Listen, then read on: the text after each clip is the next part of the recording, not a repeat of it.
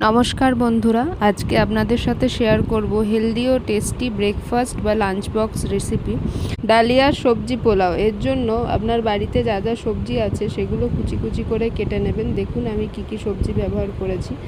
এরপরে আর যা যা লাগবে সেগুলো হলো ঘি, গোটা গরম মশলা, নুন, লঙ্কা গুঁড়ো, সাদা তেল এবং পরিমাণ মতো চিনি। একটা শুকনো কড়াইতে ডালিয়া নিয়ে একটু তাকে ড্রাই রোস্ট করে নেব। হালকা বাদামি বাদামি হয়ে গেলে সেগুলোকে অন্য একটা পাত্রে সরিয়ে রেখে দেবো।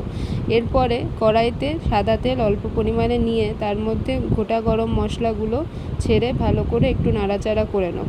তারপরে দিয়ে দিচ্ছি লঙ্কা কুচি। এরপর দিয়ে দেবো কুচনো সবজিগুলো এবং সেগুলোকে ভালো করে নাড়াচাড়া করে নেব। আমি টমেটোটা দিতে ভুলে গেছি, তো টমেটোটা অ্যাড করে দিচ্ছি। এরপরে একটুখানি নুন দিয়ে সবজিগুলো যতক্ষণ সেদ্ধ হয়ে আসবে ততক্ষণ অবধি ভালো করে নাড়াচাড়া করে নেব। এরপর দিয়ে দিচ্ছি অল্প পরিমাণ লঙ্কা গুঁড়ো। আপনারা যেরকম ঝাল খান সেই অনুযায়ী আপনারা লঙ্কা গুঁড়ো দেবেন। এরপরে একটু নাড়াচাড়া করে নিয়ে সরিয়ে রাখা ডালিয়াটা আবার এর সাথে যোগ করে আরেকবার ভালো করে নাড়াচাড়া করে নিচ্ছি।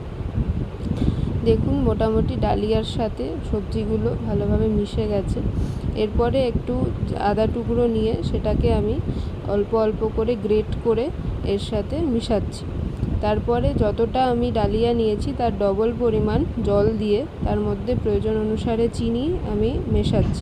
এবারটা আর একটু এনহ্যান্স করার জন্য দিয়ে দিচ্ছি অল্প পরিমাণ ঘি। দেখুন জলটা এবার ফুটে উঠেছে। এবার একটা ঢাকা দিয়ে লো টু মিডিয়াম ফ্লেমে কিছুক্ষণ ঢাকাটা রেখে দেবো। মোটামুটি 5 মিনিট পর ঢাকনাটা খুলছি। দেখুন জল শুকিয়ে গেছে আর ঝরঝরে সুন্দর ডালিয়ার সবজি পোলাও তৈরি হয়ে গেছে। এবার শুধু পরিবেশন করা আর খাওয়ার পালা।